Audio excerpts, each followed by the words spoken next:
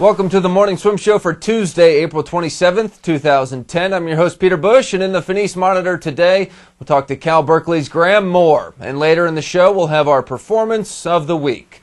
First, let's get to Graeme Moore. The Cal Jr. just finished top 8 in a couple of events at the NCAA Championships in March, and he just got back from his native South Africa, where he swam in the Nationals there, and he joins us right now from Berkeley.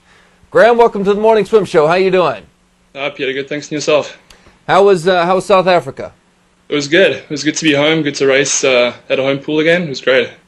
Okay, it's impossible to tell because every country has their own rules on who makes the Commonwealth Games. Did you make the team or not? You know what? The rules are pretty discreet on how, on the qualifying standards and stuff, but they haven't announced the team yet, so I'm still waiting. They gave us qualifying standards, I guess, and there were very few of us that actually made them. So I guess we're still waiting for them to announce the team. If you didn't swim, first of all, did you swim as well as you wanted to there, or were you a little tired? It seemed like your times were a little bit off. Yeah, my times are kind of off. I mean, I think it's always tough coming from a big meet like NCAAs and then racing fast again. But you know what I mean. I made the best of what I could. I always wanted to go faster, but I guess you just got to accept with what happened and make the best of it. So if you didn't post the times that they wanted to see there, will they give you more chances before they select the actual team, or is that it?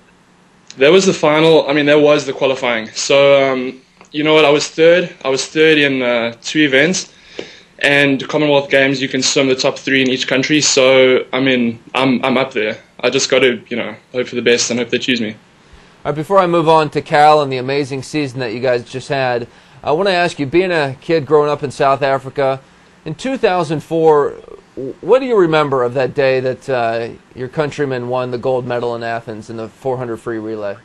You know what? I can remember. I was sitting. I remember where I was sitting. I remember the time of day of everything. I was sitting on my couch at home with my mom and a friend, and just to see those 4 guys, absolute all stars. Just seeing them rip it up and stuff was something. It was so inspirational.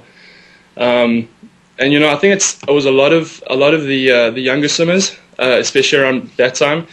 It was something to really drive us forward, and it helped our swimming a lot, South Africa swimming. So you're probably a teenager at the time. Yeah, I was about 15. Yeah. Do you still, to this day, when you see those guys at meets, or some of them are done swimming, just maybe back home, is it still kind of like, oh my God, they're the rock stars that won the gold, or do you feel like, okay, I'm on their level now?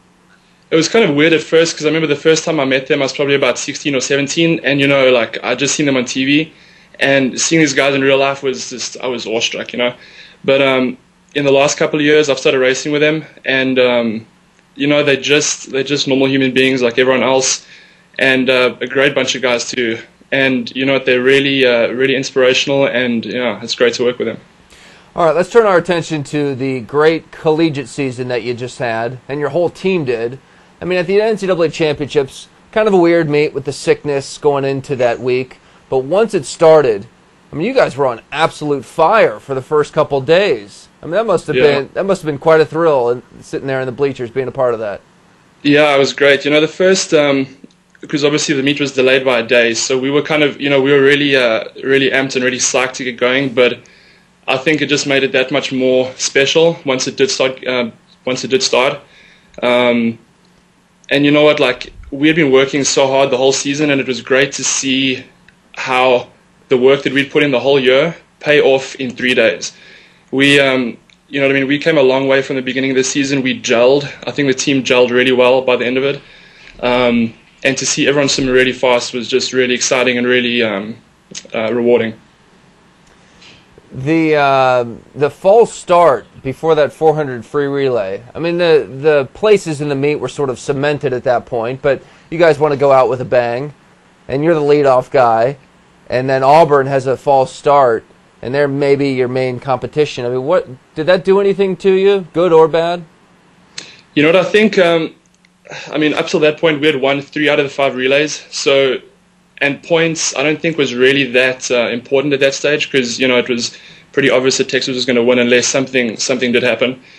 But we for sure wanted to win that relay, and we knew what we wanted to do. So some of us swam a little bit more than others. I mean, when we first started, but I mean, we were ready to go and we knew what we wanted to do. So it wasn't that much of a big deal.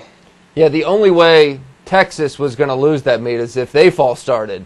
So Yeah. did you allow yourself in the back of the mind for a second to say, oh, geez, I hope that was Texas? I mean, I guess I did kind of, but you know what I mean? Like, we can't control that, so it was something we weren't really thinking about. We were more concerned about, winning that relay. All right, so you're sort of up in the air on whether or not you're going to Commonwealth Games. So with that in mind, maybe, maybe not, I mean, what are you training for specifically at this moment? Right now, I'm actually taking a break. I'm on a 2-week break, just trying to get my schooling in order and stuff. And from here we're gonna decide. Dave Durden and I are gonna decide what the summer's gonna hold for me, what meets we're going to, what we're gonna focus on. I mean, at this stage, the plan is for Commonwealth Games in October. So we're just waiting for the final word. If I do make it, that'll be the focus for the rest of the year. Hey, Graeme, before we let you go, we've done several interviews with you guys right there in that office. What's up with all the calendars? I mean, how many calendars do you guys need? Yeah, we actually, Dave has planned, he's planned everything out for the last, 4 years.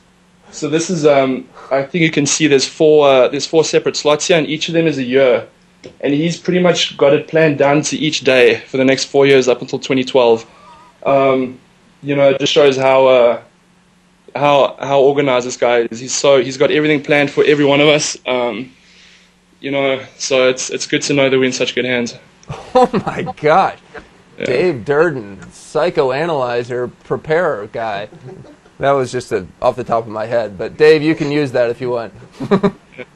Hey, Graeme, thank you very much for joining us, and good luck this summer, whatever happens. Thanks, Peter. Okay. All right, that's Graeme Moore joining us from Cal, and we'll be right back with our Performance of the Week. Northwestern University.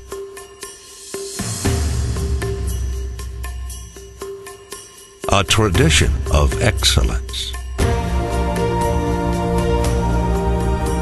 Unlimited opportunities. Lifelong friendships. And exceptional academics.